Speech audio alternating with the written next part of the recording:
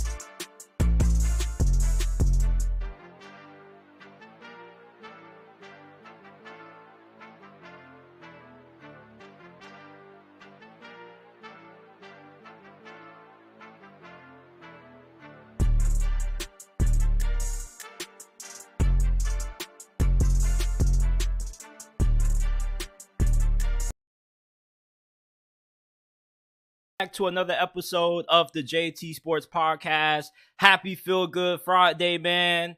Well, I don't know if you're a fan of the Pac-12, if you're feeling good right now with the recent news that has just came out with Washington and Oregon departing for the Big Ten. We got to talk about that. I'm also going to be giving my overall thoughts on the future of the Pac-12 conference. Unfortunately, I think that the Pac-12 is done. I'm going to be giving you guys my NFL Hall of Fame game takeaways, training camp updates. We're going to be talking about a lot of things on today's episode, man. Very jam-packed. Before we get into it, make sure that you go ahead, leave a like, and subscribe to the channel. Remember that you can listen to the audio version of the JT Sports Podcast available on all podcasting platforms. We are not just available on YouTube. You can find us on Apple, Google, Spotify, Amazon, wherever you get your podcast from. You can find the JT Sports Podcast. Rate us 5 stars if you enjoyed today's episode. We are trying to get to 100 5-star reviews before the start of the college football and NFL season. So if you enjoyed today's episode and you want to support the podcast, leave us with a 5-star review. Apple, Spotify, all you got to do is go down to the description down below, scroll down a little bit, and you will see the links to the Apple and Spotify versions of the podcast. Or you can go type in the JT Sports Podcast and it will pop up. Washington and Oregon are leaving the Pac-12 for the Big Ten, and this was pretty much expected to happen. It wasn't a matter of if, it was a matter of when. And for Washington and Oregon, we obviously knew that they weren't going to stay around in the Pac-12. There were some rumors that came out earlier this morning that said that they were considering staying in the Pac-12, but we pretty much knew that was a bunch of nonsense. With the apparent new media rights deal that the Pac-12 is trying to negotiate with Apple TV, it isn't really guaranteeing any money that's going to be more than what Washington or Oregon will make in the Big Ten or any other conference like the Big 12 or the SEC. And this is a big get for the Big Ten Conference. You have two really good football programs and also two basketball programs that I think also have pretty high potential as well. Washington is in a pretty big media market. Oregon, I don't really know if they have a large media market or not, but I do know that they have a very large and passionate fan base when it comes to college football, and they have a lot of money up there. They pour a lot of resources into their football facilities, and they have a lot of incredible uniform combinations. So watching Oregon and Washington playing in the Big Ten is going to be really fun and entertaining. We get to see them going up against Penn State, Ohio State, Michigan, and you already know Oregon has Ohio State's number. And Washington has kind of already done a little bit of damage to the Big Ten in the past, given how they blew out Michigan State not too long ago.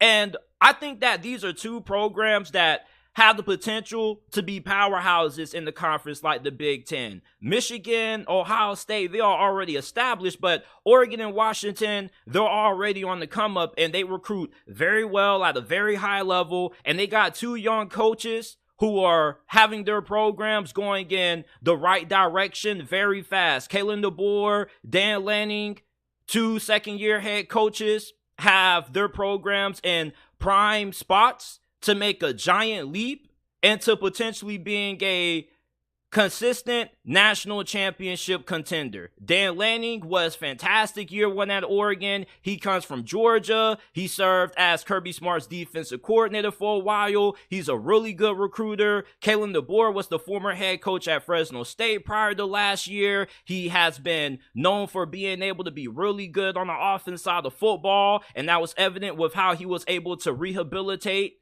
Michael Penix last season. So it's going to be really exciting thinking about the potential matchups that we're going to see with Washington and Oregon inside of the Big Ten. And they already follow their former Pac-12 brethren and UCLA and USC to the conference.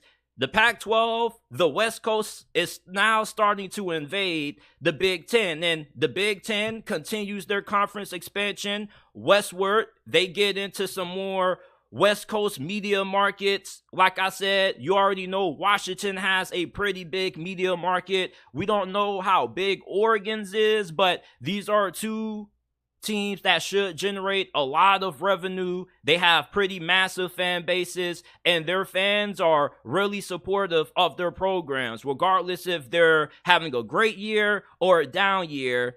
And for the Pac-12, this is just really unfortunate for them. And we're going to dive into them a little bit, but I also want to talk about the potential of what Washington and Oregon can be in the Big Ten. Are they going to be able to be good enough to compete with Ohio State and, some of the other juggernauts in this conference, such as Michigan? I believe so. USC is going to be right up there as well. These schools just recruit way too well for them not to be a factor in the Big Ten. If you think that the Big Ten is just going to beat up on these West Coast teams because they're from the West Coast, you got another thing coming. Let's not act like Oregon didn't just give Ohio State the beats not too long ago when many people thought that Oregon had no chance in that game. And Oregon just completely dominated Ohio State up front. So Ohio State has struggled with Oregon, and these are both two programs that have appeared in the college football playoff over the past decade. Oregon was in the inaugural college football playoffs, and Washington went a couple of years after that when they lost to Alabama in the semifinals. These are two really good programs, two highly respected programs in the Big Ten that have the ability to be able to compete with the better teams in this conference, and they can also be able to win the Big Ten on any given year. The Big Ten just got incredibly more talented. They have added more depth. And around this time next year, or whenever Washington and Oregon become official members of the Big Ten, you probably are going to be able to make a legitimate argument that maybe the Big Ten will be a better conference than the SEC because they probably are going to have better overall depth in terms of the quality of teams that they're going to have in their conference versus the SEC. And even if they're not better, the gap between the Big Ten and the SEC from a college football standpoint in terms of talent is going to be incredibly smaller than what it is right now. The Big Ten, they had their eyes on Washington and Oregon. There were some reports about them wanting to add them to the conference dating back to last year, but there were a little bit of some issues with, not wanting to add too many teams at one time and not really having a good idea of how many teams they want to add to the conference and if they wanted to further expand after adding UCLA and USC. But this was pretty much a fire sale for the Big Ten. You remember when Kmart was going out of business and you saw those big clearance signs, hey, everything is 60, 70% off, everything has to go. This is what this was for the Big Ten. It was a clearance sale. They got an opportunity to get two really good programs. And the fact that the Pac-12 can't find a way to get a proper media rights deal gave Oregon and Washington all the ammunition that they needed to leave the Pac-12 conference. The Big Ten, this conference just got better.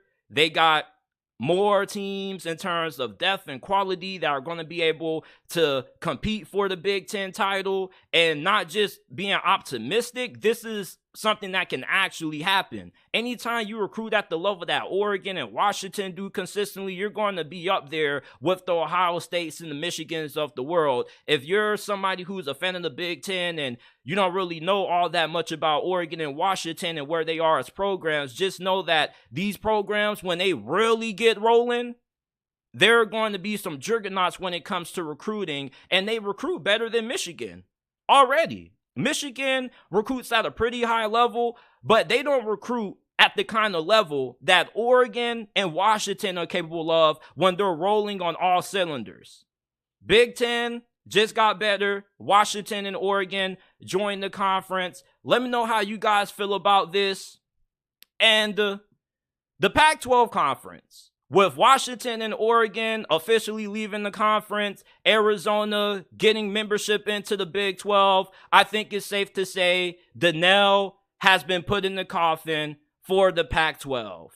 And I'm really sad about this. I'm not somebody who's from the West Coast. I'm from the East Coast. And I'm a big fan of the Pac-12 conference because I'm a fan of college football. So I love the fact that I can still watch football after 12 a.m. and still be fairly entertained, because the Pac-12 had some really good teams last year and some really great games. Oregon State, Washington was one of the most underrated games of the whole entire college football season. And yet nobody really talks about how great that game was because it was played at 1 a.m., 2 a.m. And now without Pac-12 After Dark, where the hell am I going to get my post-midnight college football fix from? You telling me I got to settle with the Big Sky Conference or settle watching the Mountain West Conference after 12 a.m.?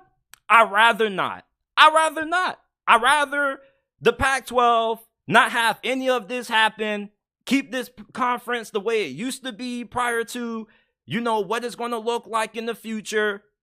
I'm a little bit hurt for this, honestly, because quietly over the last 2-3 years, I've become a big fan of the Pac-12 conference. And this conference is going to be one of the most competitive in all of college football this year, because the majority of the best quarterbacks in college football play in this conference this year. Caleb Williams, Shedeur Sanders, Bo Nix, Michael Penix, Cam Ward, Cam Rising. This is a really underrated conference that not too many people are talking about when it comes to how the performance is going to be on the field on Saturdays. We're talking about the Pac-12 in terms of conference realignment and the fact that this conference is done. You can blame Larry Scott for the majority of the reasons for why the Pac-12 is where it is right now. And yes, we will do that. They whiffed on the opportunity when they had a chance to add Texas and Oklahoma to this conference. They couldn't really negotiate a proper media rights deal. They had the opportunity to pretty much get rid of the Pac-12 network and give it to ESPN. They didn't want to do that. The Pac-12 has just been a complete disappointment from not just the on the field standpoint, because the quality of play kind of has went down in this conference over the last couple of years. But not just that, but the attention that this conference gets is kind of at an all-time low. And you can blame George Kalkoff as well, even though I'm not going to put a lot of blame on him. He deserves a little bit of the blame. I don't think it's fair to point all the criticism on him and really give him too much criticism for what's transpiring, because he pretty much was brought in to captain an already sinking ship. When George Kalkoff took over as the Pac-12 commissioner, he pretty much was taking over the Titanic once it hit the iceberg. There were a couple of leaks. He tried to patch those leaks, but eventually those leaks just became too big. And now we got the Pac-12 sinking below water, and then it's going to eventually perish. And if you think that SMU, San Diego State, and Boise State are going to be enough to save this conference, you're delusional. All you're doing by adding those schools is just adding teams to the conference, pretty much. You're not going to get a respectable media rights deal like the other top conferences in college football, like the Big Ten, the Big 12, and the SEC are, having schools like SMU and San Diego State, Oregon State, and Washington State being your main draws. You think anybody's going to want to watch those teams every single week unless they're a fan? No. So the Pac-12 is done. As far as them being a Power 5 conference, they're officially done. Now, as far as what's going to happen to this conference, is it going to perish? Is it going to find a way to stay alive? I'm pretty sure this conference is done. If it's not done after this season, it probably is going to be done within 2 or 3 years. I don't really think there's too many things the Pac-12 can do unless they want to merge with the Mountain West Conference. Maybe you just go ahead and merge with the Mountain West Conference. You tell those Mountain West teams, come over here. We'll just merge, and then we'll negotiate and work on getting a media rights deal with those teams added to the equation. But for Oregon State and Washington State, where are you going to head? Because you're not going to be able to get into the Big Ten because there are certain requirements that your school just doesn't fit to get admitted into that conference. And we don't know if the Big 12 is going to want to pick you up because they already are going to be looking to add Utah and the Four Corner schools, which they already have 2 of those already in Colorado and Arizona, who recently just got membership into the Big 12. I think Oregon State and Washington State sadly are probably going to be headed for the Mountain West. And it's really sad that Oregon State, with the way this program has kind of come back to relevancy under their head coach over the last couple of years, and the fact that this is a program that definitely is on the rise, that they have to go through this. And same thing for Washington State. I think that they're headed in a pretty good direction. But I think on the bright side, if you're a fan of the Beavers or the Cougars, even though the college football playoff is a very long times away from this, compared to the opportunity that you had of getting into the college football playoffs in the Pac-12 versus the opportunity you will have in the Mountain West, you're going to have an increased opportunity of being able to reach the postseason, because with the college football playoffs expanding, remember that the highest ranked G5 school gets an automatic bid into the postseason. So with the 12-team college football playoffs, let's say Oregon State or Washington State win the Mountain West Conference, they're still going to have an opportunity to compete for a national championship. So just because there will be switching conferences and going to a lesser conference that doesn't get a lot of attention still doesn't mean that their path to being a national contender is, eliminated. And that's the good thing about college football playoff expansion, is that G5 schools got a better shot at getting into the postseason and getting more national attention. But the Pac-12 conference, man, the Big Ten, the Big 12, they are just absolutely eating this conference alive, man. It's a fire sale out there. It's a clearance sale. They got a big clearance sale, or they got like a big yard sale sign that says, hey, everything has to go. Come take it off our hands. And for George Karkoff, man, like, I wonder what his reaction is anytime he sees news that Colorado's leaving, USC's leaving, Washington's leaving. It's like, damn, like, do you know how demoralizing that has to be for a commissioner of a conference to just continue to see your conference crumble apart?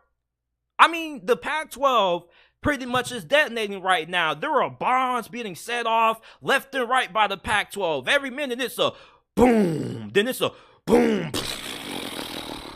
Like, this thing is just imploding at a really high rate.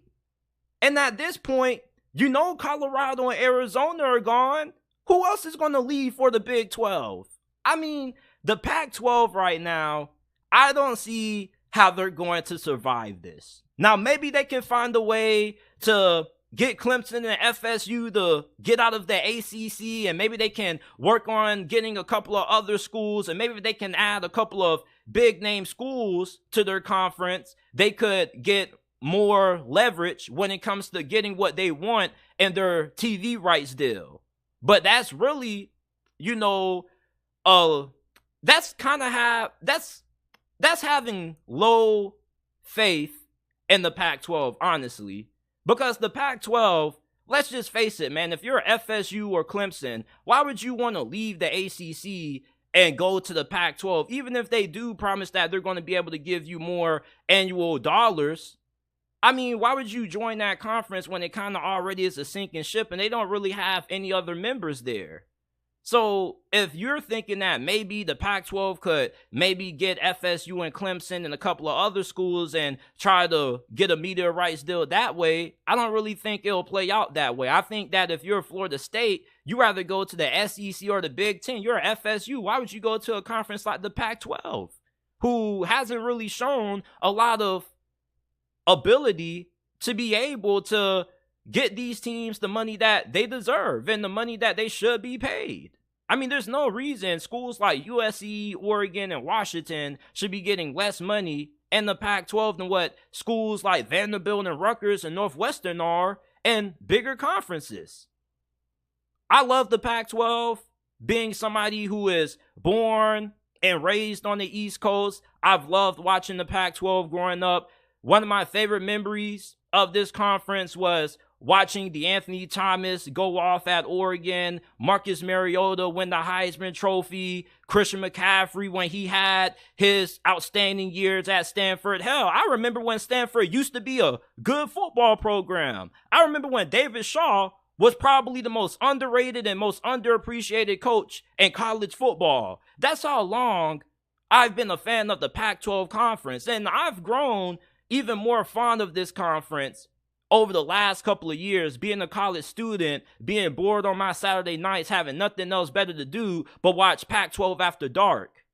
So I'm going to be a little bit disappointed when the Pac-12 ends up perishing eventually, if it does, because I don't know where I'm going to get my after 12 a.m. football fix from. It's like, I'm blessed because I love football. You guys who listen to the podcast on a normal basis know that we don't just cover college football, but we also cover the NFL. So I love the fact that I can wake up at 11 o'clock, turn on a college football game at 12 p.m., and watch college football all the way from noon to 3 a.m. in the morning, Sunday morning, and then go to sleep and wake up at 12 and turn on the NFL and watch that from 1 p.m. all the way until the ending of the Sunday night football game. So that's like 40-something hours of football that I get to watch. And now with the Pac-12 eventually about to be extinct, you know, where am I going to get that from?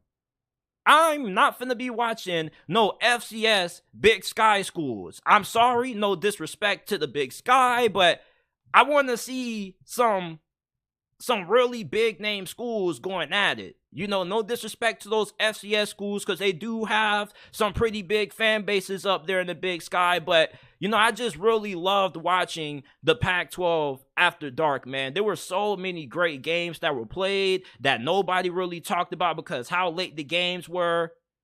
So for the Pac-12, man, they just completely dropped the bomb. Larry Scott You know, he's the reason mostly for the Pac-12 being in this situation. Didn't really care too much about the football aspect of things, or didn't really have a lot of understanding of how important football was to the Pac-12.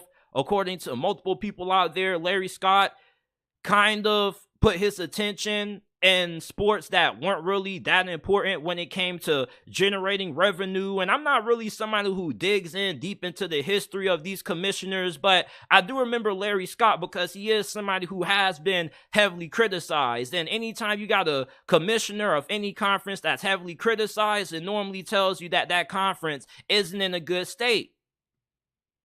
I'm really disappointed about what's happened to the Pac-12. This truthfully was one of my favorite conferences to watch. And I apologize to all of the college football traditionalists out there. Because, you know, around this time last year when expansion was really starting to heat up and all those traditionalists were getting upset because they were like, man, this sport isn't what it used to be anymore, man. Like, I hate where college football is at. And I came on here and made fun of you guys. I said that you guys were old heads that were just stuck in the past. You needed to get with the times. But now, thinking about this and talking about it, you guys had a point. You feel me? Like, even though it's still going to be college football on Saturdays, you know, it's just a little bit different when you turn on a Pac-12 game. You feel me? And you get to see Oregon playing Oregon State, the rivalry game. You know, you get to see Washington and Washington State in the Apple Cup. You remember Utah, UCLA? That was a fantastic game. Like, this low-key has been one of the most underrated conferences in college football over the last year, man. And it's kind of crazy that a lot of these teams were starting to peak back up. This conference has been down for a couple of years due to a lot of these schools, you know, making the wrong decisions with their head coaching hires and kind of trending downwards. But the Pac-12, their stock was kind of trending up. And I was kind of having a little bit of optimism that maybe they could find a way to get what they want, in the sense to try to keep Oregon and Washington around and try to appease those schools from a financial standpoint. And you do have to blame ESPN and, you know, FS1 for a little bit of this, because the TV rights deals are a big reason for why the Pac-12 is at this state. And these schools got to get paid. You can't really get mad at these schools because they got to do what they got to do to get as much money for their universities as possible. And some of the money that they get from these TV deals, they end up using to put back into the program, or they use to allocate to expenses when it comes to recruiting. The Pac-12, man, is not good. I think that this is the final knockout blow for this conference, man. And if you're a Pac-12 truther and you've watched this conference, you grew up on this conference, I now understand where a lot of you college football traditionalists are coming from. You know, just when you grow up on something and it changes, it just doesn't feel the same when you watch it. You know, it's going to be weird as hell. I don't care what anybody says. We are all excited to see the Big Ten with all their new members that they've gotten from the Pac-12. But let's just be honest about this. It isn't going to feel a little bit weird to you seeing USC playing Michigan with a Big Ten emblem on the back of their helmets? Come on. Please tell me that just doesn't seem just a little bit weird to you, seeing that. Like, you know, you traditionalists had a point, man. I still am a big fan of college football. This still doesn't really change how I feel about college football in general. It's just that I'm just a little bit hurt about what's going on with the Pac-12, a conference that I've really grown to be really fond of and really like to cover over the last couple of years. But you guys, put your RIPs down in the comment section down below. Let's give a moment of silence to the Pac-12 conference before we move on. All right, before we move on, if you haven't already, go ahead, leave a like, subscribe to the channel. We go live every day, Monday through Friday at 5 p.m. Eastern. Remember that you can listen to the audio version of this podcast available on all podcasting platforms: Apple, Google, Spotify, Amazon, wherever you get your podcast from. You can find the JT Sports Podcast. And follow us on all of our social media platforms, man. Connect with us. I want to talk to y'all. You can find us on Instagram at JT Sports _ on X at JT Sports __. I know you still see the Twitter logo there. We're about to get that changed over the next couple of days, but follow us on those platforms. Connect with us. We want to hear from you. Submit your questions if you have anything, any feedback. We would greatly appreciate it.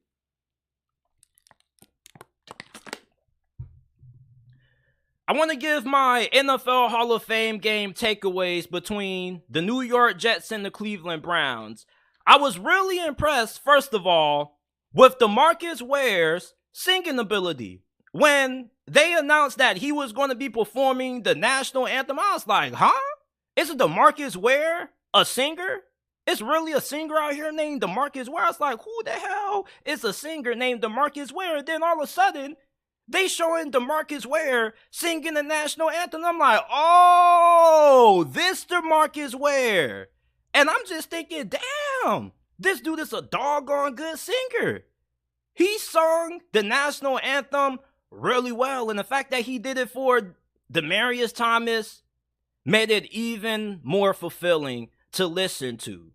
Now, when it comes to the game itself, obviously we got to talk about the star player of this game, Dorian Thompson-Robinson, DTR. Shout out to the UCLA Pac-12 alum, DTR, for balling out in the NFL Hall of Fame game, man. And I think with his performance, he probably has opened the door for himself being involved in the backup quarterback competition with Joshua Dobbs. Now, I love Joshua Dobbs, but with the way Dorian Thompson-Robinson played, you got to give him an opportunity to compete for that backup QB spot. It's only right.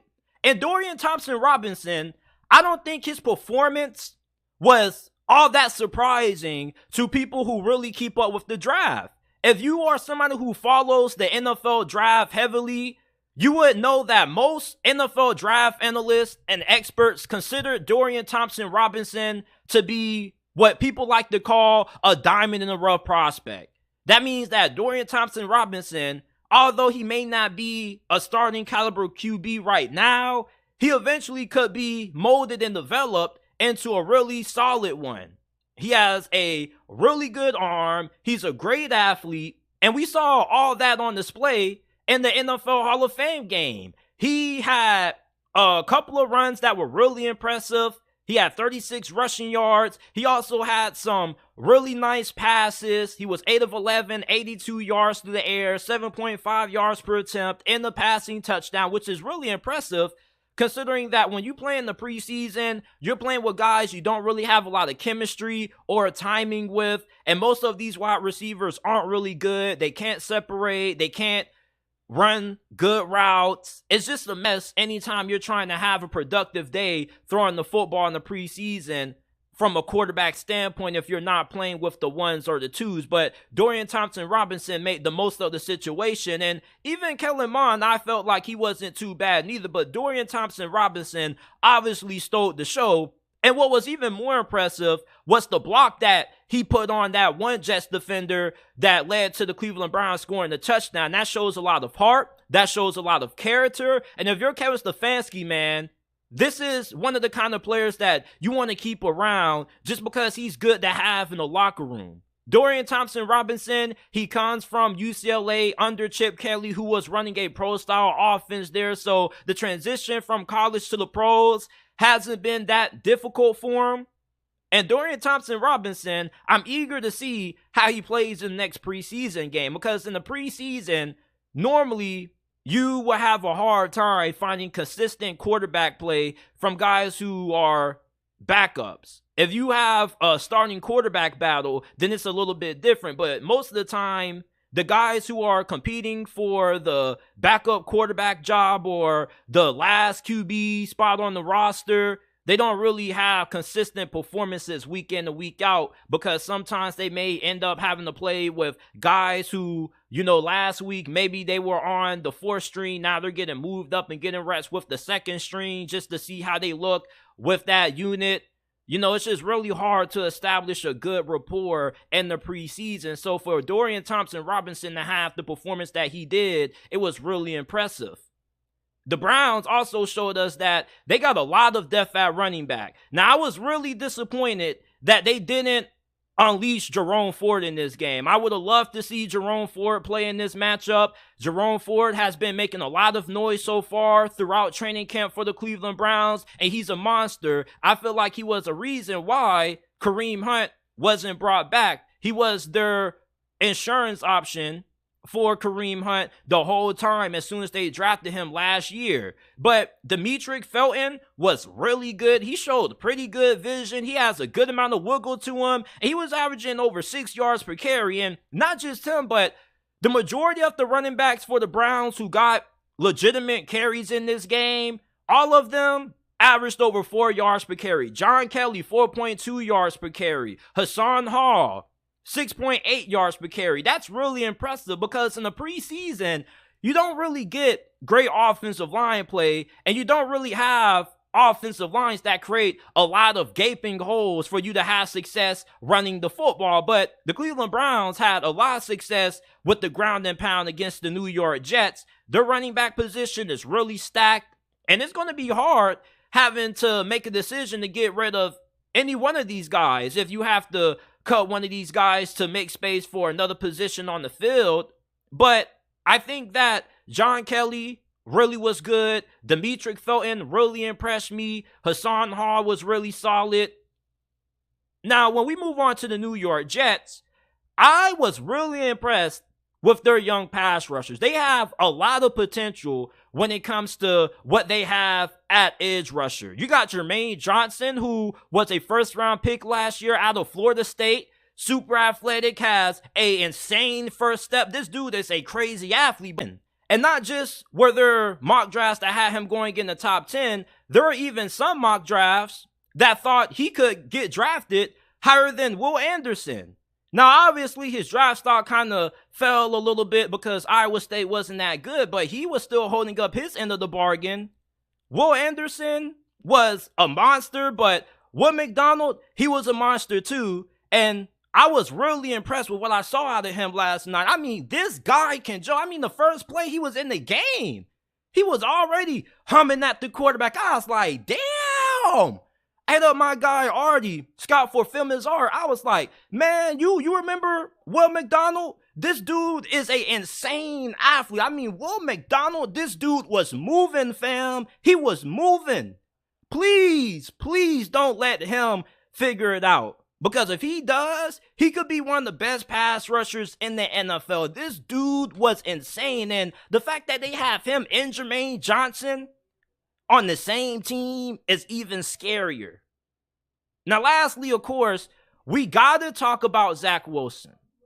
Now, I wasn't all that blown away from what I saw out of Zach Wilson because he didn't really have a lot of reps. He only threw 5 passes, and his best pass was a deep ball that went for 57 yards, and that was a really great throw by him. I was really impressed with that throw, but I was a little bit disappointed because I thought he was going to be out there for a little bit longer. I mean, the dude is the backup quarterback, and you just don't want to give up on him already. You brought in Aaron Rodgers with a little bit of hope that maybe him being in the building around Zach Wilson will be able to rub off on him, and hopefully that gives Zach Wilson a little bit more time to improve and he can learn from Aaron Rodgers.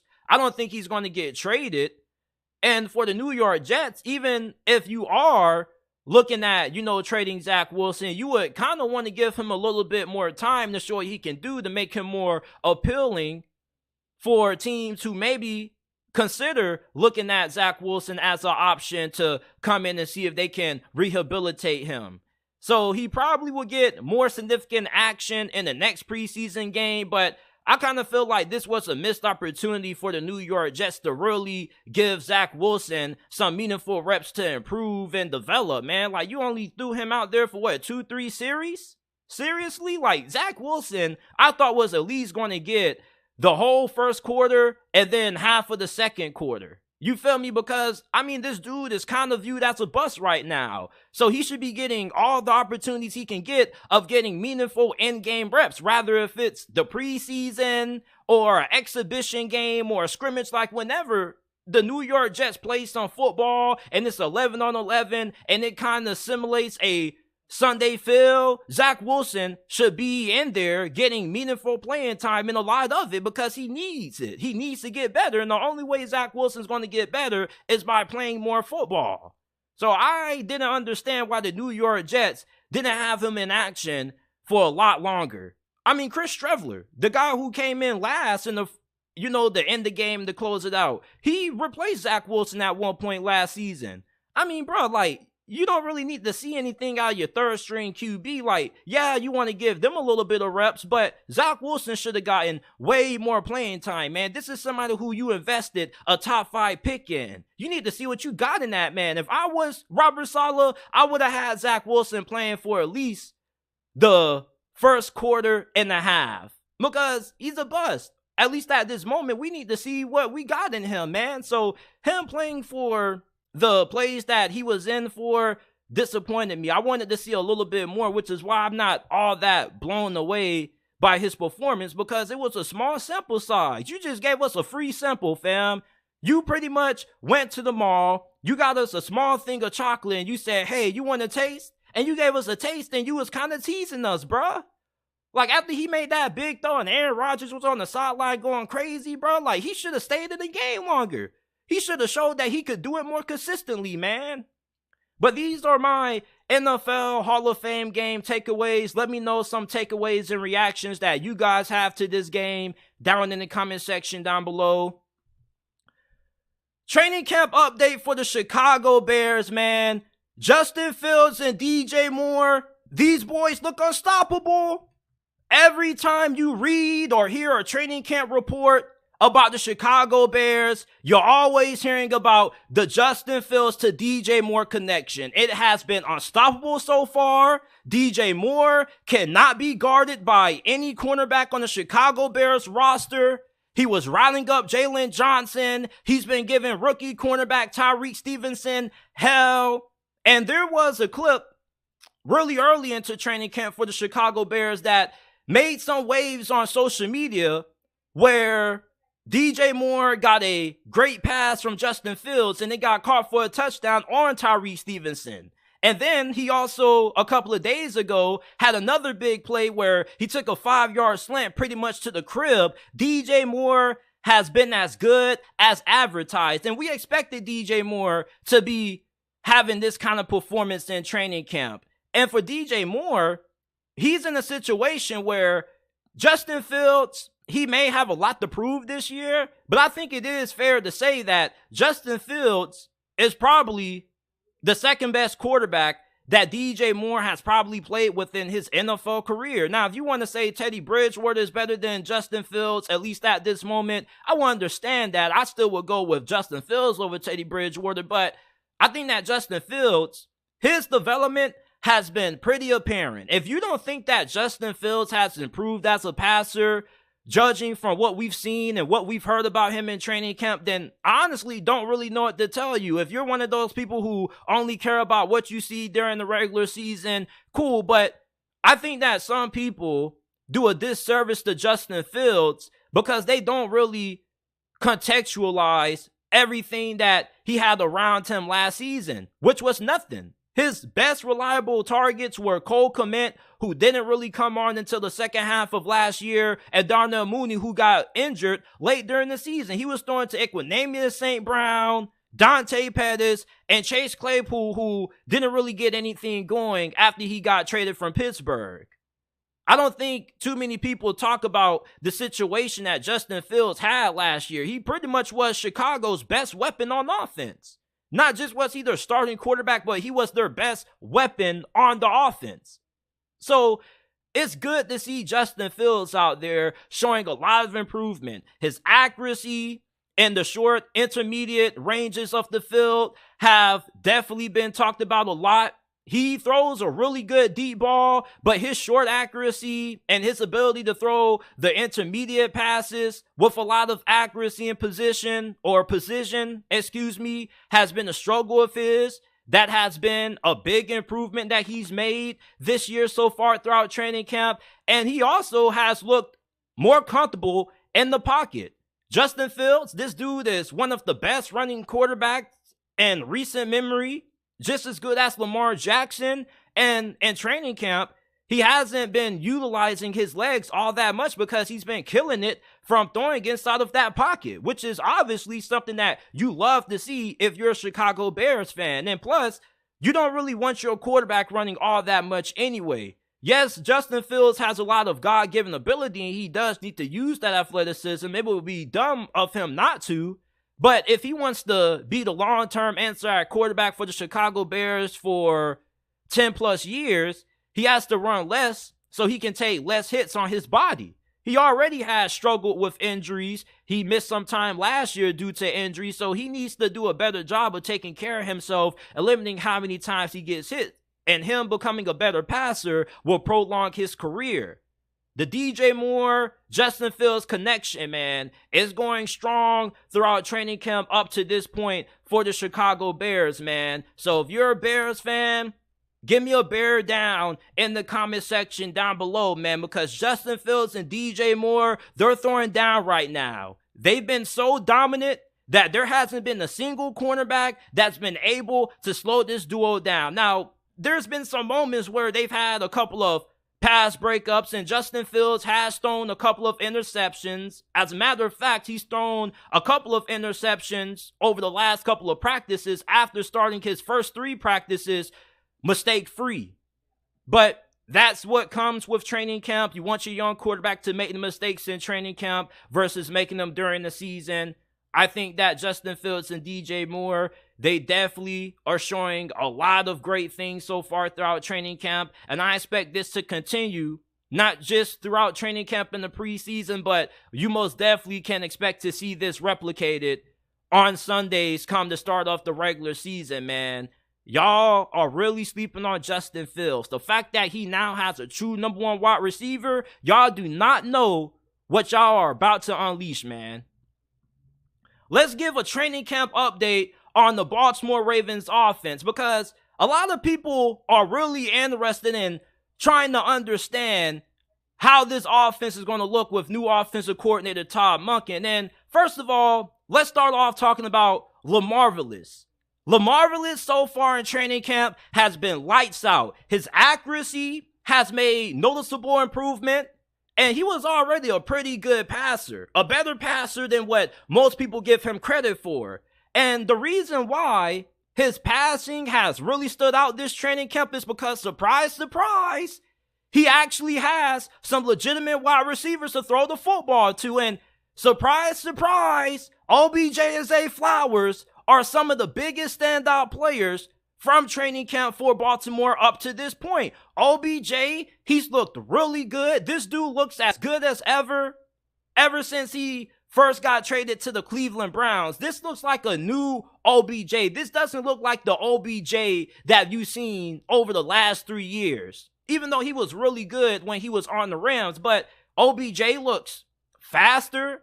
He looks healthier than ever. This dude is still a fantastic route runner. He was running up Marlon Humphrey. I mean, OBJ has been really good for the Baltimore Ravens, but Zay Flowers, he may be the best receiver on the roster, according to multiple reports that are coming out of training camp. Peter King considered Zay Flowers to be the greatest rookie wide receiver that he's ever seen participate in training camp.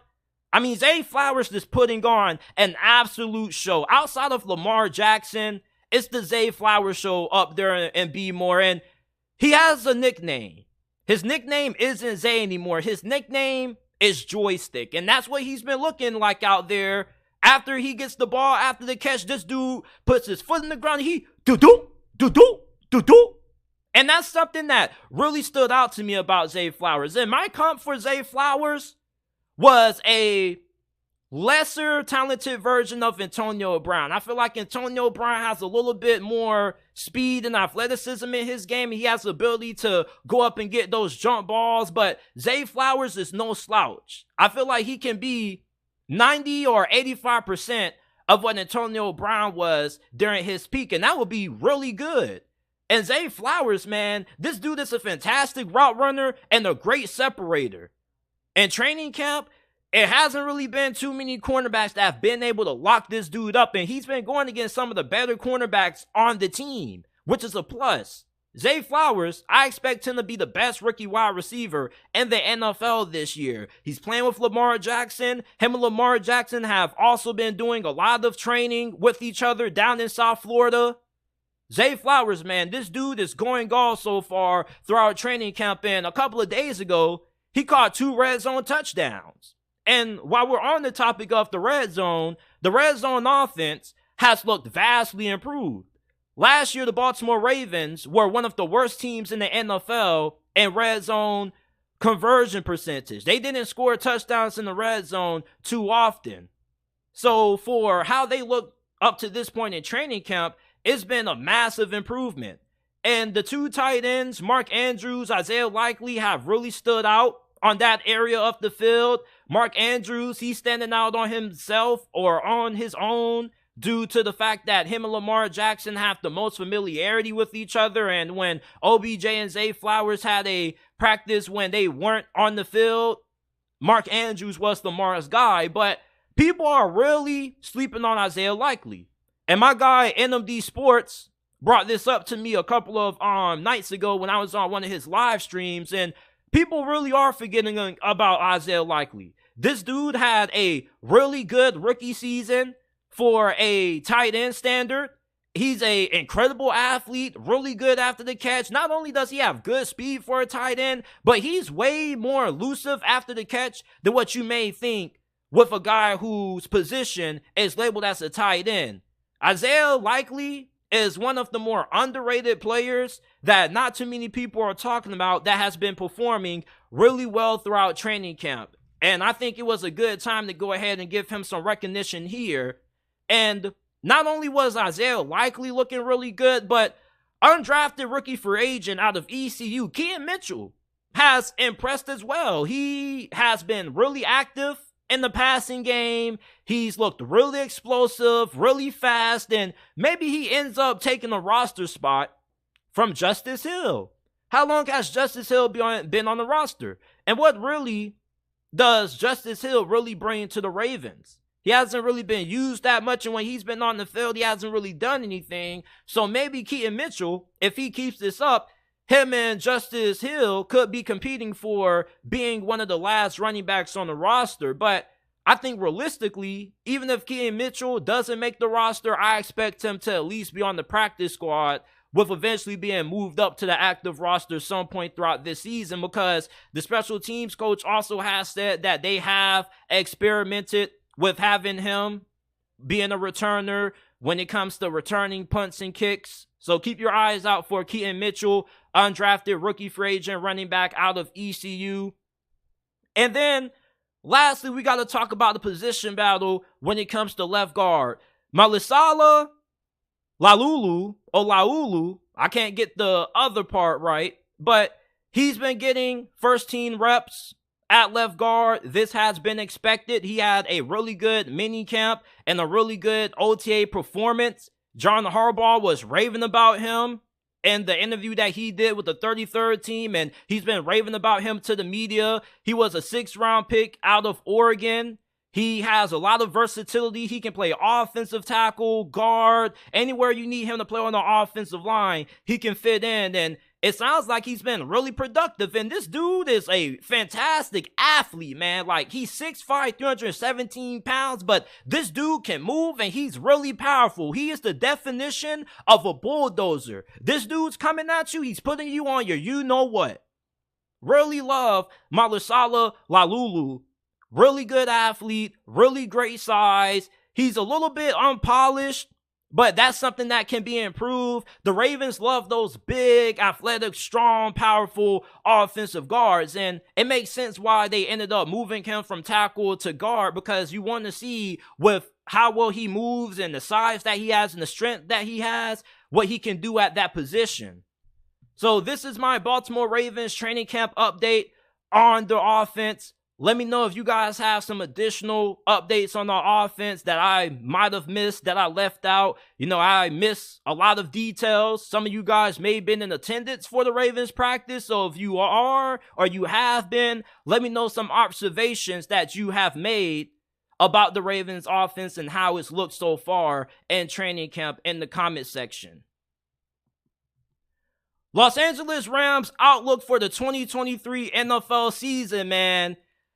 It doesn't look like this team is going to do too much this year. And I'm kind of a little bit higher on the Rams than 95% of people out there. You see, I'm one of those people that believe, even though the Rams got a not great roster, that they have a good enough team that with Sean McVay being the head coach, he should be able to elevate this team to at least being a 6, 7, maybe 8-win team that could potentially sneak into the playoffs as a 7 seed if they end up finding a way to win 8 games, which is definitely possible because you do still have your main core guys. Jalen Ramsey is gone, but you got Aaron Donald still.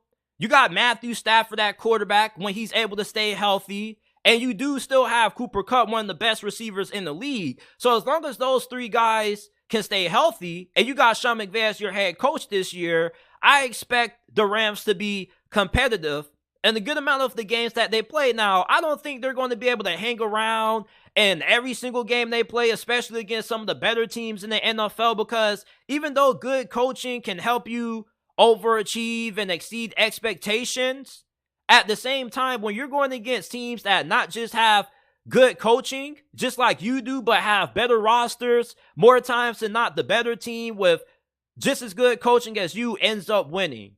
The LA Rams, they're going to need a lot of rookies to step up. They potentially could be starting 7 to 8 rookies come week 1 of this year's NFL season, which is absolutely insane. And they have so many rookies on this roster. Not just that they draft a lot of guys in the draft, but they signed a lot of undrafted rookie free agents. The Rams this season, I don't think they're going to be bad enough to tank for Caleb Williams or even get Drake May unless they have injuries to their core guys and Matthew Stafford goes down. But if Stafford stays healthy and their other core players stay healthy, I don't think they're going to be bad enough to get a Drake May or a Caleb Williams. Now, I'm hoping personally that you suck this year because I would love to see Caleb Williams go to LA and play with Sean McVay. And the reason for that is because I'm a fan of the NFL first. I'm a Steelers fan second. I love rooting for quarterbacks who are really talented to go to good situations so they can succeed. And imagine Sean McVay, pretty much one of the greatest offensive minds in recent history, getting his hands on one of the greatest quarterback prospects since Andrew Luck. That would be absolutely ridiculous. And Caleb Williams may be the greatest quarterback prospect in NFL history. Imagine if he's able to stay in the LA area and not really have to make too many adjustments, just a couple of slight moves down the street, and he can be quarterbacking for the LA Rams. Do you not know how dope that would be? Do you not know how crazy the Rams' future would be if they get their hands on Caleb Williams, bro? Like, within the span of 2-3 years after drafting Caleb Williams, the LA Rams could eventually be what the Kansas City Chiefs are right now, a potential dynasty. That's how good Caleb Williams is, and think about how good he could be if he goes to Sean McVay, fam. So if you're a Rams fan, I think you should more be hoping for your team to get Caleb Williams versus hoping for them to make it to the playoffs, because going to the playoffs, yes, it feels good as a fan to say, yeah, my team made the playoffs, but it doesn't really do too much for you in the future if you go to the playoffs and you just get smacked around in the wild card round, which we know is most likely going to happen because the Rams don't have the roster to make a deep playoff run.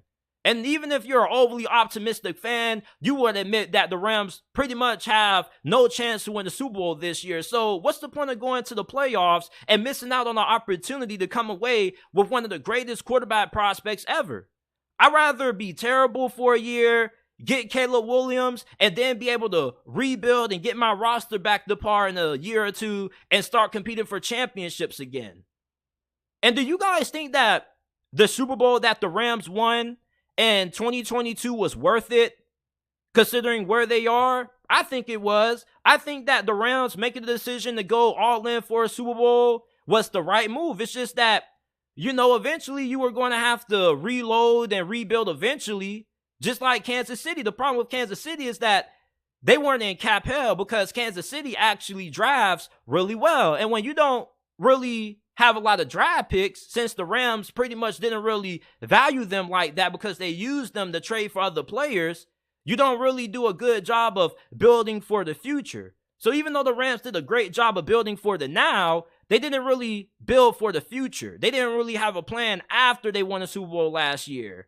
And this offensive line is a huge concern. You don't know how good your play is going to be from your interior offensive linemen.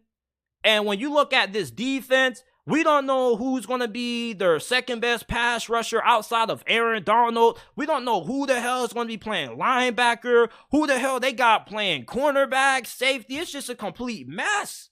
Raheem Morris, like, I wonder what he's going to be able to do with the talent that he has on this defense, because he kind of has nothing to work with outside of Aaron Donald, honestly. So the Rams, they just aren't a good team. They got 3 key players and Sean McVay, and if those guys stay healthy, I don't think they're going to win any less than 6 games. But if they have a couple of injuries, this could be a very long season.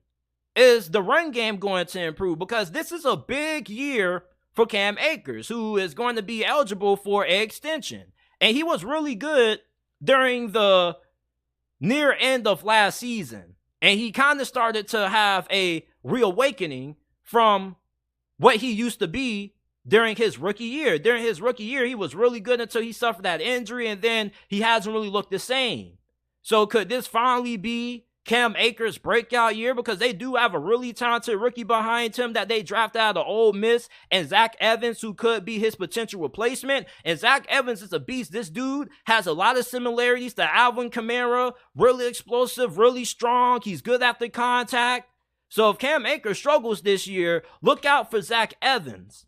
But overall, when I think about the LA Rams and my outlook on them for the 2023 NFL season, I think they're going to be a middle-of-the-pack team at best. And I do think the LA Rams winning 6 games would make them a middle-of-the-pack team with how good their coaching will have to be for that to happen. But I think if you're a Rams fan, you should probably be hoping for you being able to be in a position to get Caleb Williams. Now, you hope that that doesn't involve you having to trade away Aaron Donald or any of your key assets. Matthew Stafford gets injured again. You sit him, start Stetson Bennett, who could be a really great backup for you. See what he has, and then you go ahead and you draft Caleb Williams, Drake May, whoever is available. But there's so much talent in next year's quarterback class. You got Quinn Ewers, Joe Milton, Michael Penix, Bo Nix. There's a lot of talent. If Matthew Stafford ends up retiring or the Rams want to move on from him and go in a younger direction, this would definitely be a very good upcoming draft to do so. But for this season, I think that there's a good chance they could be what the Giants and the Seattle Seahawks were last year. And maybe they can find a way to sneak in as the 7th seed in the NFC. But realistically, I have them winning 6 games this year. I don't think they're going to be that good. The reason why I can't see them making a run like the Seahawks or the New York Giants and what they did last year is because their schedule is super tough. And even if they do pull off a couple of upsets, like, it's going to take a hell of a coaching job for Sean McVay to pull off those upsets, even with Aaron Donald, Cooper Kupp, and Matthew Stafford, because they're going against some of the better teams in the NFL this year. And plus, you're in a division where you're playing 2 of the best teams in the NFC, and the Seattle Seahawks and the San Francisco 49ers twice. So let me know what you guys think about the LA Rams going into the 2023 NFL season. Now, I was supposed to talk about this for a while now, but I didn't think I was going to keep seeing a lot of people saying that Michigan is better than Georgia. And Michigan is not better than Georgia. And let me tell you guys why. Look, I get that you are really concerned with Carson Beck at quarterback because you don't really know what he has in him because we haven't really seen a lot of him. We haven't seen Carson Beck go and get a big win on the road against a rival. And it is fair to say that J.J. McCarthy and Michigan have the advantage over Georgia in the quarterback department. And when it comes to the offensive line, I mean, it's either or. Either Michigan, you can say, has a better offensive line than Georgia. You can say Georgia has a better offensive line than Michigan. I don't think either one is a wrong answer, but everything else, I think, obviously favors Georgia. Georgia has better receivers. I think they're better up front on the defensive line than what Michigan is. Like, Michigan has some really good defensive linemen, but the defensive linemen that Georgia recruits are different compared to anybody else in college football, fam. Like, they are recruiting monsters. They're recruiting 300-plus guys who run 4.82s. Does Michigan have a Jalen Himothy Carter on their roster? No, they don't.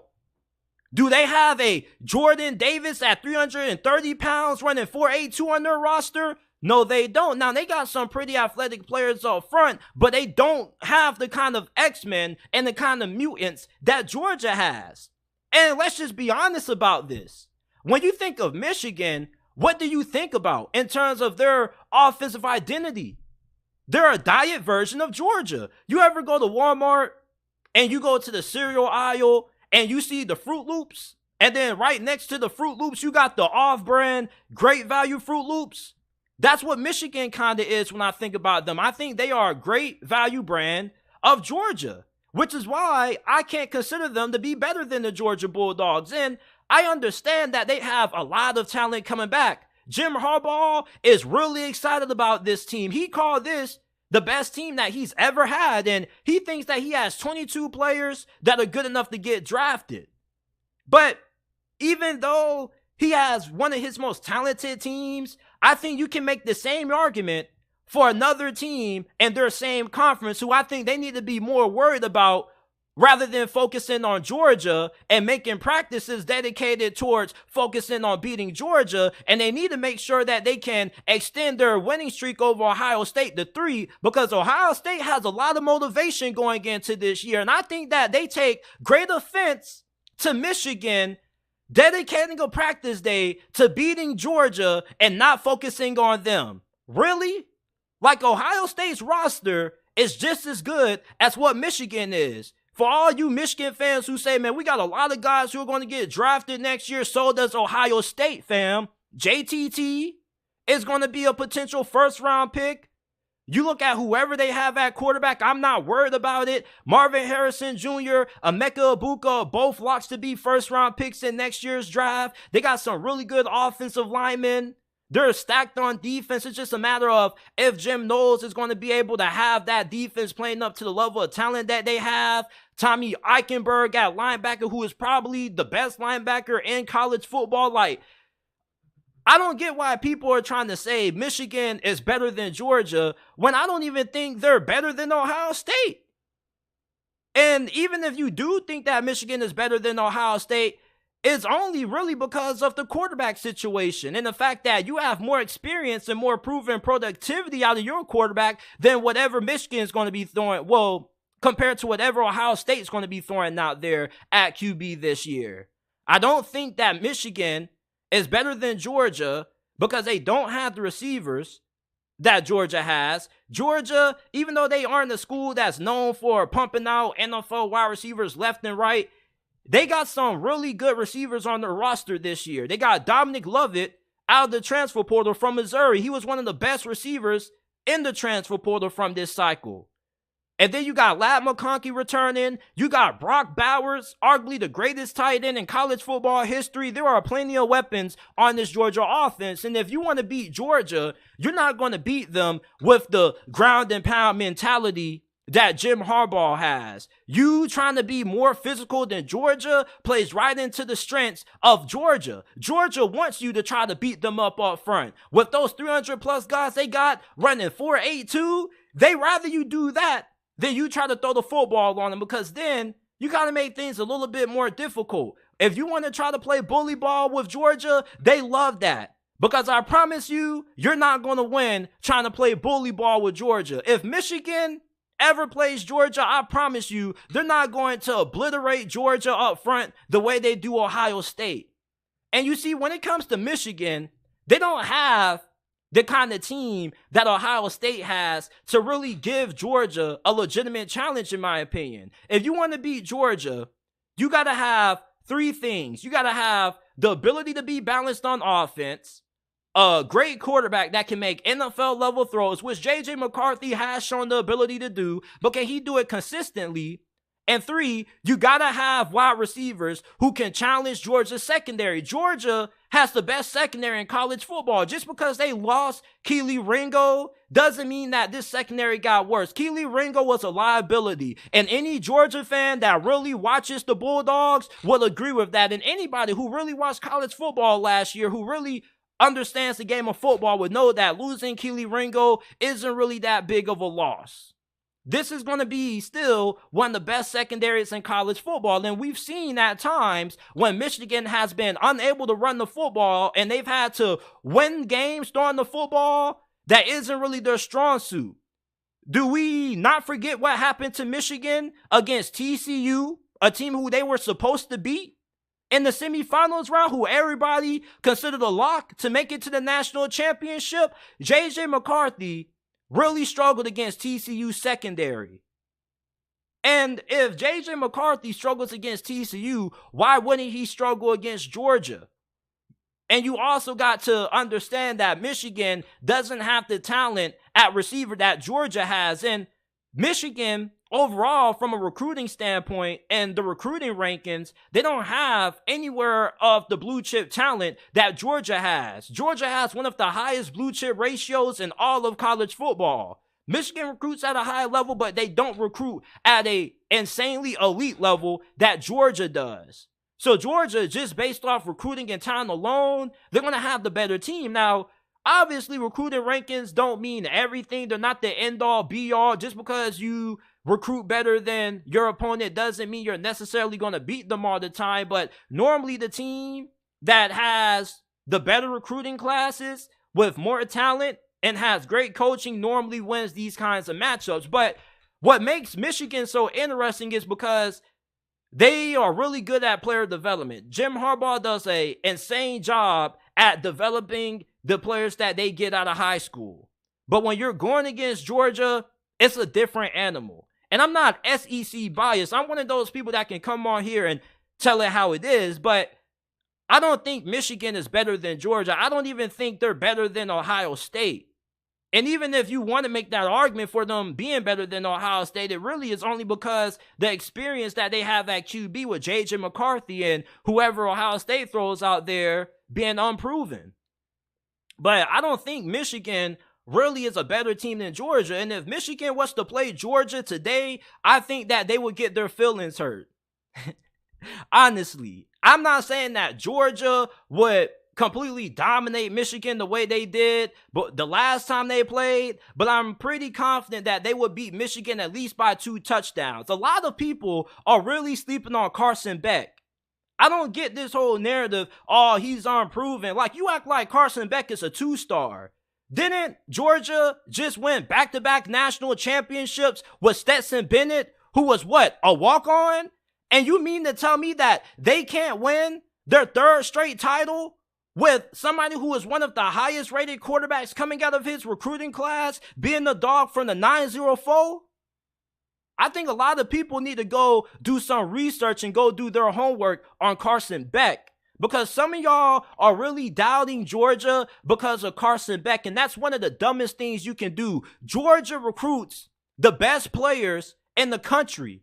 They're not lacking in quarterback, especially when it comes to talent, and even then, Carson Beck is way more talented than Stetson Bennett. Everybody's knock on Stetson Bennett is, well, Georgia won a championship with him and he wasn't that talented. Okay, so you mean to tell me they improve at quarterback, get a more talented quarterback with a way stronger arm, and yet some reason quarterback is just a weakness for them? I think instead of calling quarterback a weakness for Georgia, we should just say it's a little bit of a question mark, even though it shouldn't. We should give Georgia the benefit of a doubt that they're going to have a seamless transition from Stetson Bennett to Carson Beck because of their Georgia. They don't rebuild, they reload. And they recruit really well at quarterback. Their backup is Brock Vandagriff.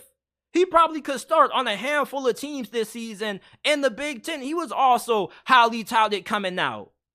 I don't think quarterback is the sole reason for what makes Michigan better than Georgia. What is Michigan better at any position than Georgia going into this season? They're not better at receiver. I think their offensive lines are just about equal. If you look up the best offensive lines in college football, either Georgia or Michigan are going to be number one. Whoever is in number one is without a doubt going to be number two. Now, if you want to give the edge to Michigan's offensive line, okay, cool. Even though the gap between Michigan and Georgia's offensive lines are not that big. Georgia has great depth too. They get a starter injured and it's next man up. Their defensive line is better. And you Michigan fans can argue with that, fight me on that all you want to, but you guys remember what the hell you walked into when you got mollywopped by Georgia in the college football playoffs a couple of years ago. Their defensive line is different, bruh. It really is different. I don't think a lot of people who follow the Big Ten understand the kind of animals that Georgia recruits down south, bruh. They are recruiting meta-humans. Now, Michigan has had their fair share of freaks. Rashawn Gary was a freak, and you got some freaks on the defensive line, but you don't have a whole entire defensive line with cyborgs like Georgia does. Look at their recruiting class right now. Look at their offensive lines and their defensive lines. They got guys on the offensive line. They're like 6'7", 300 and something plus, running insane 40 times with crazy athleticism and upside. Georgia recruits monsters. They recruit creatures of havoc up front. And I'm trying to tell you, Michigan fans, like, y'all really say y'all want Georgia until you get Georgia and you come to the realization that, hey, like, we need to change some things around because we're not equipped to beat Georgia. Until you can get better receivers and get better production out of your wide receiving core, you're not going to beat Georgia. When's the last time Georgia lost a game because the team was just more physical than them? I can't remember the last time that shit happened. Even when Alabama upset Georgia in the SEC championship game a couple of years back, it took a historical performance out of Bryce Young, and it had a good group of wide receivers.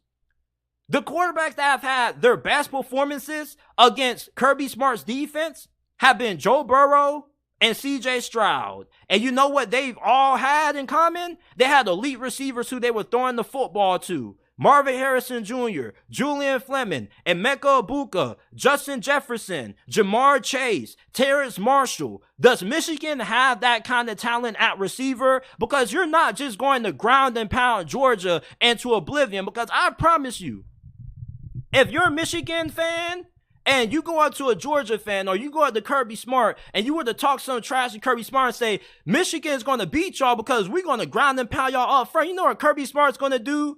He's first of all going to tell you to come on now, dog.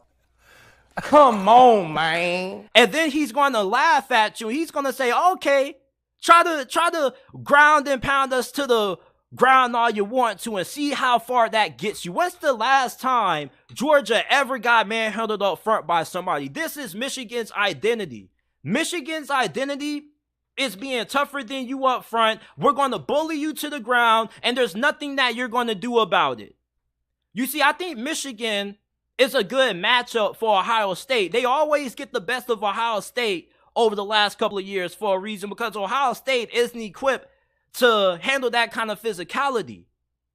But for some reason, Ohio State is a better matchup and a more difficult matchup for Georgia. You want to know why? Because I know where you Michigan fans are about to go. Georgia narrowly lost to Ohio State by a missed field goal. So if they can barely escape Ohio State, what makes you think that they're so better than Michigan, JT? Because Ohio State's team is constructed differently. Their scheme is constructed differently from you. You see, what a lot of you people fail to understand is that football is also about matchups. It's also about schematics. And Ohio State has everything that you need to challenge Georgia and give them a competitive game because they're not a one-trick pony. You're not going to beat Georgia trying to ground and pound them to the ground because that's not going to work. You're not going to out-physical Georgia. You have to be able to be balanced and you have to beat them on the outside, on the perimeter. And if you can't do that, you're not going to have a shot at beating Georgia, which is something that I don't think Michigan really has. Now, I'm going to reiterate this one last time. I'm not saying that Michigan will get ran out the building by Georgia. If Michigan and Georgia play today on a neutral field, I think Georgia wins by at least 14.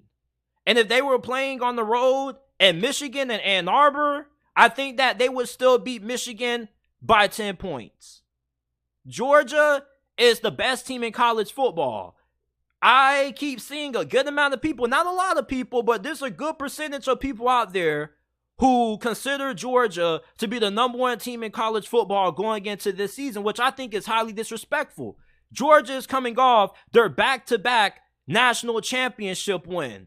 They deserve to be ranked as the number one team in college football. And then if you don't have them as your number one team in college football, I think you're being a tad bit disrespectful to what Kirby Smart and Georgia has done over the last couple of years. To be the man, you have to beat the man. And Michigan hasn't done anything to deserve the right to even be mentioned in the same category as Georgia.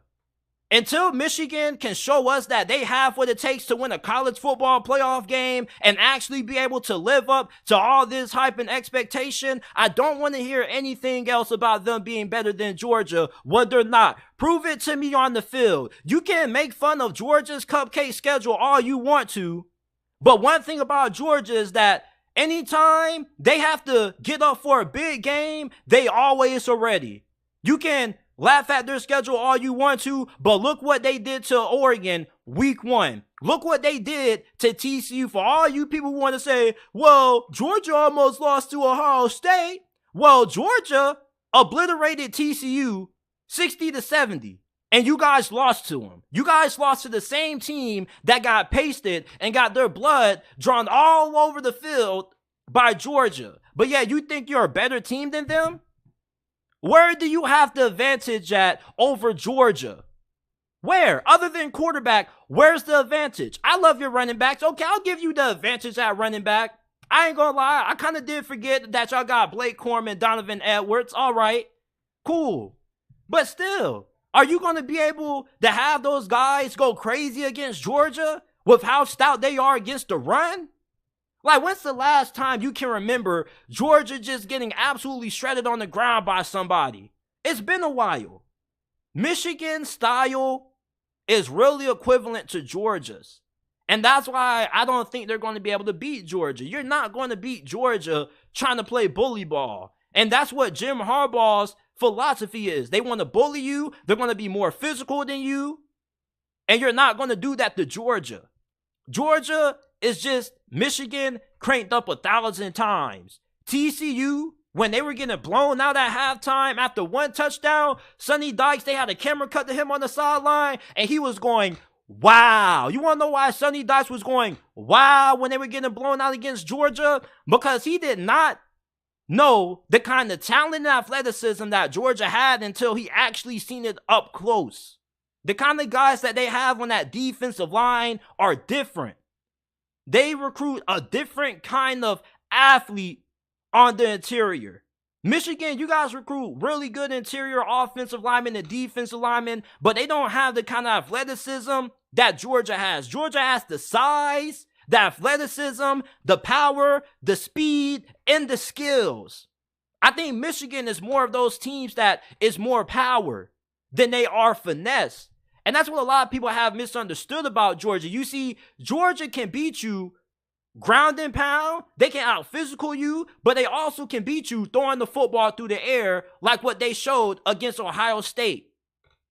Michigan is not a better team than Georgia. And, you know, I had to get this off my chest because I didn't really plan on talking about this because I didn't think it was a lot of people out there that really were ranking Michigan over Georgia, but I heard Colin Cowherd say that Michigan was a better team than Georgia. I saw a couple of rankings on Twitter that came out that had Michigan being better than Georgia. Like, I just had enough of the disrespect, bruh. Like, I really don't think some of you Big Ten fans truthfully understand how good Georgia is. You guys just try to root for Michigan because you just want the SEC dominance to stop. Listen, like, there's a team out there that has a great shot at beating Georgia in the Big Ten. And I think it's Ohio State, not Michigan. They got a better team that's more equipped to go up against Georgia and have success. It's a reason why Ohio State came a field goal shy or 1 point shy of upsetting Georgia and beating them and making it to the national championship versus what you did the last time you played Georgia and got embarrassed on national television. The Wolverines are not better than the Bulldogs, and I hope we get to see Michigan and Georgia in the national championship. So once again, everybody can find out why Georgia reigns supreme.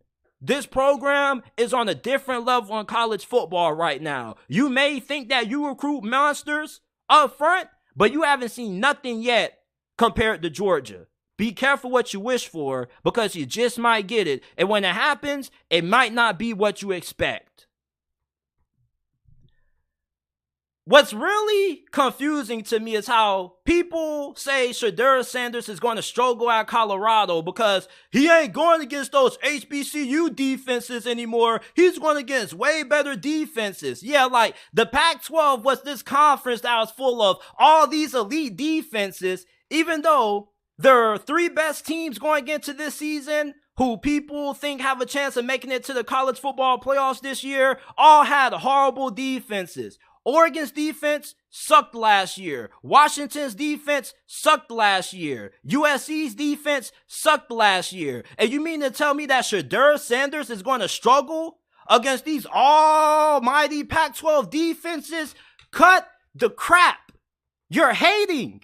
You really are hating if you think that Shedeur Sanders, a guy at Jackson State, who in his final season, right, completed 70% of his passes for 40 touchdowns and 6 interceptions, is going to struggle in the Pac-12?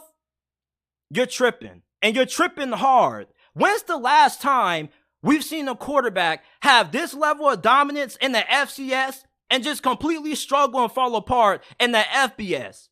Cam Ward, the current quarterback for Washington State, he transferred last season from Incarnate World, and he was really good for Washington State last year. Do you remember a guy named Vernon Adams who used to play for Oregon? He was the first quarterback to lead an FCS team to an upset victory over a top 25 ranked opponent in the FBS when Eastern Washington had upset Oregon State years ago. He transferred from the FCS to the FBS, and he was pretty good.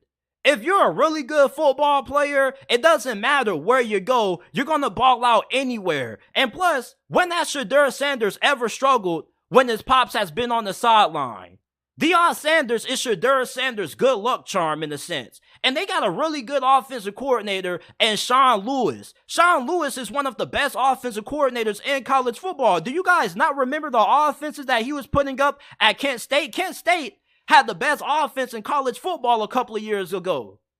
And they got a very talented group of wide receivers too. Travis Hunter, Xavier Weaver, Jimmy Horn Jr. This is one of the best receiving corps in the Pac-12 this year. Shedeur Sanders, I promise you, is not going to have any problem dominating these Pac-12 defenses, bro. The Pac-12 is not a conference that's full of defensive juggernauts. This is not the Big Ten, and it's not the SEC. The Pac-12 doesn't do a great job at playing great defensive football. As a matter of fact, it's kind of the modern version of what the Big 12 used to be. It's just all offense, very seldom defense.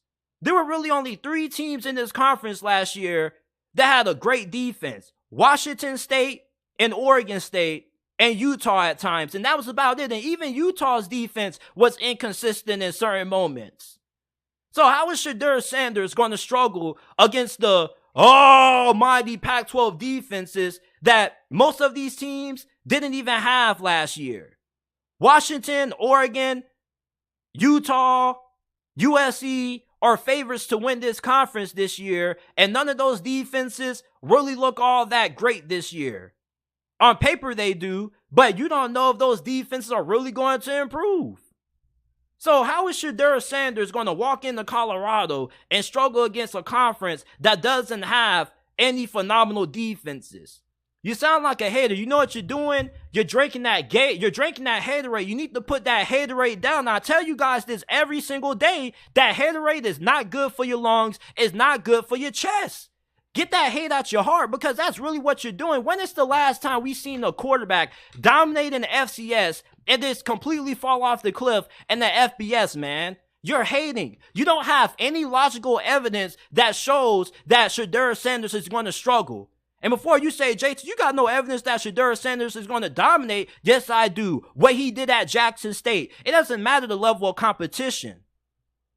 To do what Shedeur Sanders did is really impressive. Anytime you can have a touchdown interception ratio of 40-6 at any level, you're a dude. You're a dog. Shedeur Sanders is projected to be a potential first-round pick.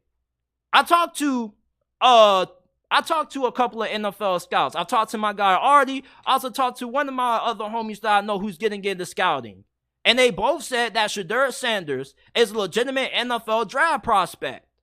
He has a really great arm, really underrated athleticism. People think just because he doesn't have great rushing numbers, he's not a great athlete. This dude is a fantastic athlete. This dude's dad is Deion Sanders, prime time. You think Shedeur Sanders isn't going to inherit a little bit of that athleticism? You don't think that he inherited a little bit of Deion Sanders' athletic genes in his DNA? Shedeur Sanders can run. He has plenty highlights of him making a lot of big runs in college at Jackson State and during his time at high school. Shedeur Sanders, I promise you guys, is going to be perfectly fine at Colorado. He has a great supporting cast, a fantastic offensive coordinator, and his good luck charm, Coach Prime on the sideline. If you think that Shedeur Sanders is going to struggle, you're entitled to your opinion, but I think your opinion is rooted in the fact that you don't like Deion Sanders, and you just think that Colorado is going to fail because of Deion Sanders, because you don't like him for some reason. Shedeur Sanders didn't show anything at Jackson State that showed that he was going to struggle playing more difficult competition. And Colorado doesn't even play a tough schedule. They played TCU, who they went to the college football playoffs last year. But let's not act like TCU doesn't have to replace the majority of their team last year. They have just as many question marks as Colorado. We don't know how good their quarterback play is going to be. We know that Shedeur Sanders is better than whoever TCU is going to throw out there at QB. Their wide receiving core is unproven. Their offensive line is unproven. Their defense returns a good amount of talent. But even then, they got some guys that they had to replace in certain areas. So there are just as many concerns with TCU that there are with Colorado. Quarterback shouldn't be one of them. Shedeur Sanders, regardless how this season goes, is going to be one of the best quarterbacks in the Pac-12 and one of the better quarterbacks in the SEC, well, in college football.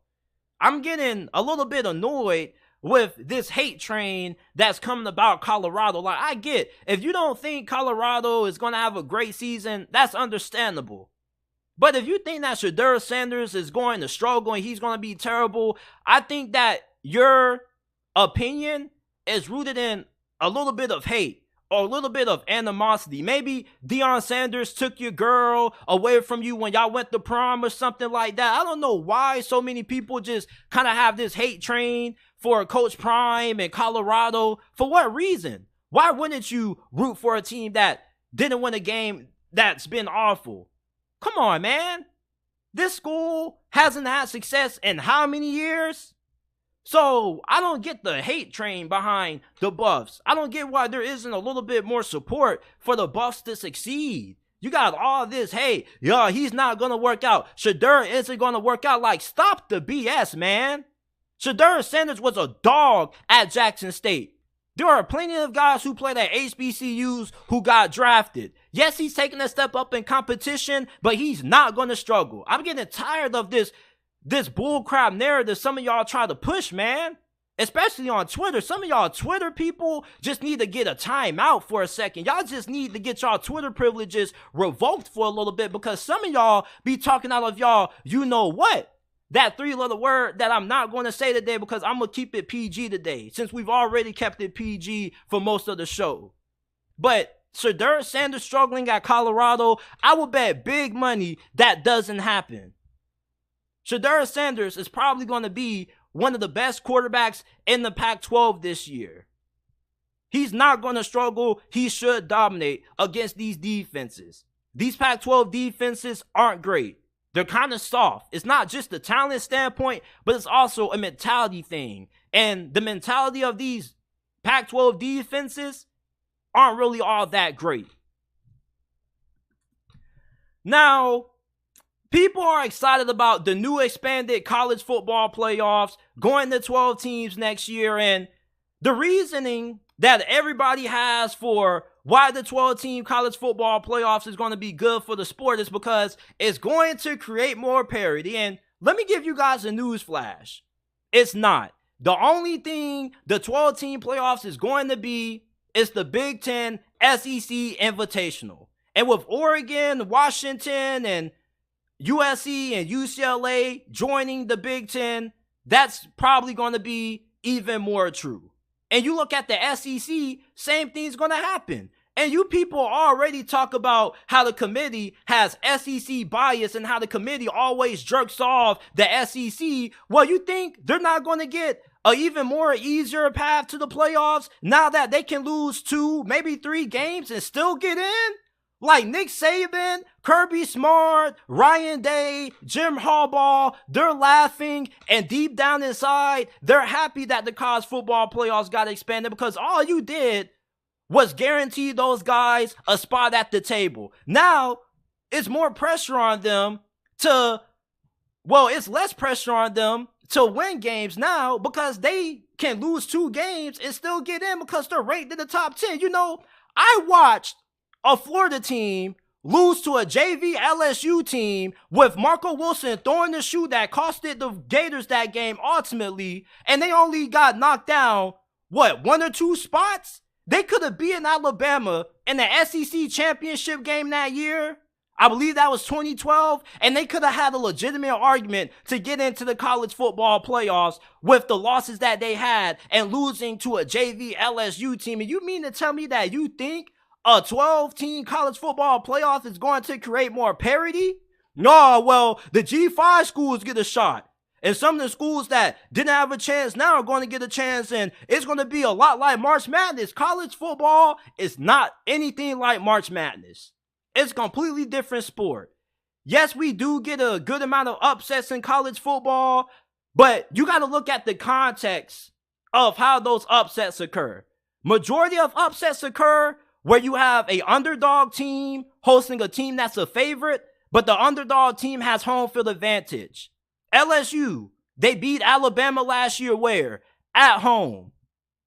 Same thing when you think about some of the upsets that took place last year in the Pac-12. The Pac-12 had a lot of good teams, but the conference, with the way that it's structured, all those good teams had to end up playing each other. So they ended up beating up on one another. You give teams like Alabama and LSU and Georgia added opportunity to get into this thing by expanding it, they're doing nothing but laughing at you, because now you all but did anything but guarantee that they're going to have opportunity to win a championship every single year. You could have a 3-loss Alabama team in the college football playoffs that could be the last seed and could win it all. There's not a chance that you're going to find too many G5 schools that are going to be as good as what UCF and Boise State were when people were making the argument for why those teams should be included and, you know, the playoff picture or making it to the national championship in Boise State's case with the BCS era. You see, these G5 schools, the difference between them and the Alabamas of the world are athleticism, speed, and talent. And for those of you guys who say recruiting rankings don't matter, I want you guys to tell me the teams that have had some of the top 5 recruiting classes over the last couple of years and tell me the teams that have been in the college football playoffs and the teams that have been in the national championship game. You will find out mysteriously that the teams that normally have the best recruiting classes normally make it to the college football playoffs. Alabama has had either the best or second best recruiting class in college football every year since 2018? And where have they been? Georgia, same way. Ohio State, same way. At the end of the day, expanding the college football playoffs does nothing but make it easier for these blue blood programs that already are dominating the sport. So the mindset and the philosophy that people are going about the expanded football playoffs is a little bit odd to me, because the way you think this thing is going to play out is going to be completely opposite from what you have in your head. You're thinking that Alabama's going to have a chance of getting upset by Tulane. That's not going to happen. That's not going to happen. And you can say, JT, you don't know that. Trust me, as long as Nick Saban lives and breathes and he's coaching Alabama football, I strongly doubt Tulane is going to upset Alabama, fam. Alabama is not USC. This is Alabama. Georgia is not going to get upset by Tulane. You saw what happened when we got our Cinderella story in the national championship. TCU was that big Cinderella that everybody was looking for. They got into the playoffs despite losing the Big 12 championship game. And yeah, they did upset Michigan. They did show that they deserved to be in there. But then they got mollywopped by Georgia. Doesn't that all but do anything but reinforce my point? You see, how often do you see a team like UCF knock off of Alabama when you have a great G5 school playing at their peak? Even when Cincinnati, before they went into the college football playoffs, when they had lost to Georgia in that New Year's Six bowl game. Yes, it was a close game, but they still lost that game, and Georgia was out, multiple starters. So it's like a 12-team playoff, the idea sounds good. You know, it sounds good that you get to add more teams because the opportunity for the potential upsets increases when you add more teams, and you get more teams that haven't been into the college football playoffs before, that are really talented, that are now going to have an opportunity. But at the end of the day, the teams that recruit the best, the teams that are more talented, are still going to rise to the top. Now, there may be a couple of years where occasionally there may be a team that is an underdog and they surprise people, but that's rarely going to happen. And I say that with strong conviction. You see, a lot of people want to make it seem like recruiting rankings don't matter, stars don't matter, but the majority of first round picks are 5 and 4 stars. The statistics show you everything you need to know. The reason why more 3-star guys and lesser ranked guys get drafted than 4 and 5 stars is because not everybody is a 4 and 5 star. Being a 5 and 4 star is very rare. It's not a club for everybody. It's an exclusive club. You got to get invited to it. And if you're not a 5 or 4 star, majority of the guys are 3 stars and 2-star guys or less. And the reason why is because either they don't have the same size or athleticism. There are a reason why certain guys are 5-star guys and 4-star guys. And you look at the 12-team college football playoffs, it's nothing but the Big Ten SEC Invitational waiting to happen. You thought that the committee was already biased towards Alabama when they have 4 teams? Now, look at how biased the committee is going to get when Alabama has 3 losses and they're still in the 12-team college football playoffs, and they get thrown in over a team that had maybe 1 loss. And then you're going to say, oh, we need to expand the 12-team college football playoffs to 32 teams. And all you're going to do is make it even more easier. And a lot of you people disagree with Josh Pate's, thinking on this, but I think he's actually right. You see, if the committee already struggles to drop SEC teams in the college football playoff rankings when they lose, then what do you think is going to change with them having the opportunity to put more of them in, more Big Ten teams in? Like, this isn't going to be one of those situations where, everybody has a slice of the pie. Now it's going to be a level playing field. You guys said the same thing about this when the transfer portal ended up becoming what it was. Oh, the transfer portal is going to help even things up because now you can lose some talented players and pick them up, and you could build a team through the portal that's just as good as Alabama. And what has happened? Alabama, Georgia, and some of the powerhouse schools in college football have used the transfer portal to their advantage. Y'all said the same thing about NIL. NIL is going to bring more parity to the sport because now Alabama and Tennessee and all of these other big name SEC schools aren't the only schools that can pay players anymore. And what has Alabama done? They have used that to their advantage. You guys keep overlooking this. Everything that you guys think is going to be a disadvantage towards the schools like Bama, Ohio State, and Georgia, they use as an advantage. The 12-team college football playoffs is nothing different. You guys had this same tune about NIL and the transfer portal, and you got this same tune about the college football playoffs creating more parity. The only thing we're going to get is more playoff matchups featuring Big Ten and SEC opponents. And I don't even know if you give an automatic bid to the Pac-12 anymore. That's not even a legitimate Power 5 conference anymore. That's a G5 conference. If we look at the Pac-12 for what they're going to be in 2024, I don't even think they're better than the American, honestly. So, I really got a hard time understanding the mindset about how expanding the college football playoffs creates more parity. It creates more potential opportunities. And, you know, it creates more opportunities for schools who, like Penn State, haven't been to the college football playoffs because they can't get over the hump. Over teams like Michigan and Ohio State. Is going to make the road easier for your Tennessees and your Texas A&Ms of the world. And yes, with more teams having the opportunity to make the college football playoffs, it does help them in recruiting, because then some recruits, if they commit to the school because they want a chance to compete for championships, they look at Alabama and think that's their only route. With the expanded college football playoffs, you got more options to pick from. You got more teams that can give you that opportunity to go ahead and win a ring. But the teams that are still going to get the best players are going to be the teams that do the better job at developing players and getting them to the NFL, and the teams that just have a better overall track record of success. You see, there's a reason why Nick Saban is the greatest coach in college football history. There's a reason why Kirby Smart is the best coach in college football at this moment, because they put the time, work, and effort in. They didn't take any shortcuts.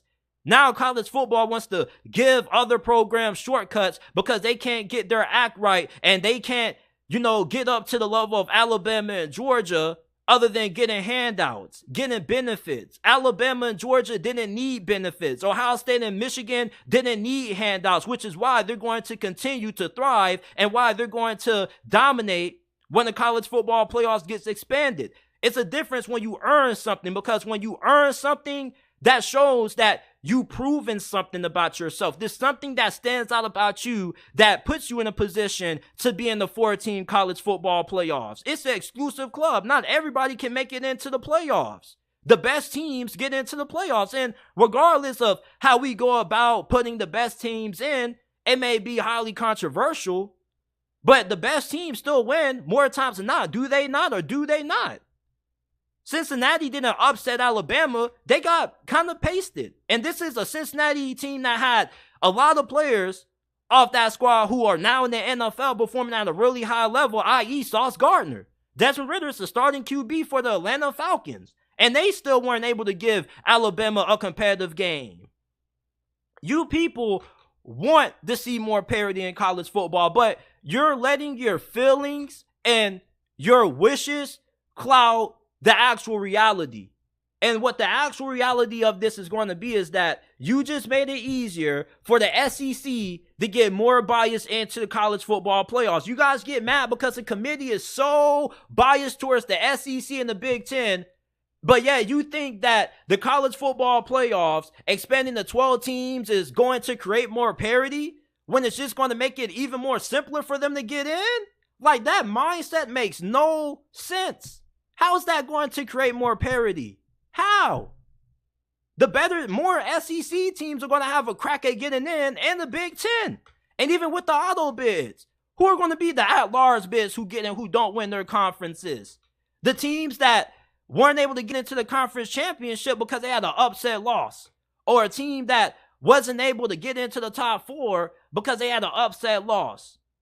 So now, instead of making it more complicated, because it's more complicated to get into the college football playoffs with it staying at 4 teams with 1 loss or 2 losses than it will be with having 12 teams. So it's like, you want to create more parity, but you think expanding the college football playoffs is the best way to do that, giving more conferences opportunities to get different teams in. But yeah, you're not thinking about the fact that you're making it more easier for SEC and Big Ten schools to get in, but yet you complain about the ESPN SEC bias. But you think that the SEC bias is magically going to go away because there's more teams? You don't think that with your mindset of the SEC bias that they aren't going to put more SEC teams in? Come on now, dog. Come on, man. I'm just saying. You guys can call me a hater all you want to, but I think I'm being pretty fair and being pretty factual about this. I think that Nick Saban, Alabama, and Kirby Smart, and even Dabo Swinney, what people kind of think is a declining program in a sense. You think that Clemson's falling off. Now the 12-team college football playoffs, you're making it easier for them to get back into it. Crazy. If we would have kept it at 4 teams, I wonder if Clemson would ever get back to the college football playoffs. But now with it being at 12 teams, there's a great chance that they get back into it. You see what y'all done? You see what has happened? You see the problem with this mindset that the college football playoffs is going to create more parity? The only thing you're really doing is ensuring that the best teams in college football have a easier way to get into the playoffs. The best teams are going to win games. I know that the best team doesn't always win, but they win the majority of the times. This is it for this episode of the JT Sports Podcast. I appreciate you guys for tuning in, man. This was a very long episode. This was the longest episode that we've done all off season, all throughout the summer, but it was necessary because we had a lot of news that came out. I ain't even talk about the Alvin Kamara suspension, but I don't really think we really tripping on that all that much.